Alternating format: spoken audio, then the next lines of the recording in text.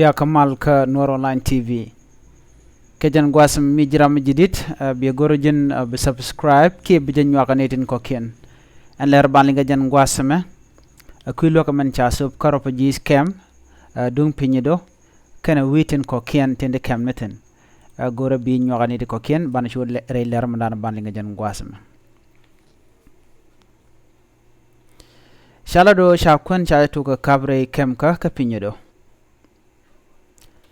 Logan chatup UN chalado kabelt dugdog ke maintap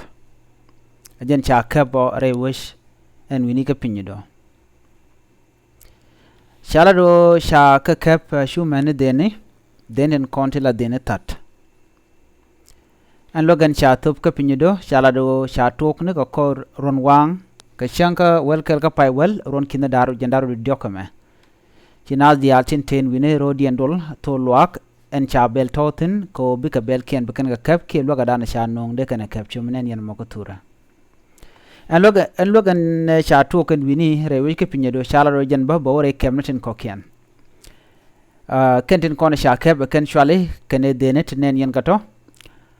cha goro ba loga ba to bantam ji UN ka kwi ko shina chi ke chuch niga kor gwazedan e cha ngajo chi chojetin ci UN sikete ke rol matot ke kuilo ka manana de top mende kamro faji ke jan kor gwasmen tama cha lo ko mo cha je top cha je kamro faji ke tel roj mi chalat en go mbe ka nyok kor penetin be ke petenten yam kan roje mo kanalat kene dialan kon tin be bel be kef kene deni gor jeno bika tejme rong bika kan ka kwiko shikande chuch ka kor penetin be buga raja gwa ka UN ko bikan mandana de kene tech bika tech mi adwo mdong de ka ngodre which ki de ka jian de kan tej ma de kene top kane de konta la UN ko shoje me bej kan pedang wan pai nangte cha chiang bej long re kem natin ko kienden konte re which ka gambela ki Ethiopia ken kamden ko kien chalado bikan kwan bikan ga jikka ken konin tin kon chalat ken ler kon yelinga jan gwasme ka kwi kwandana kapka re wish ka pinyido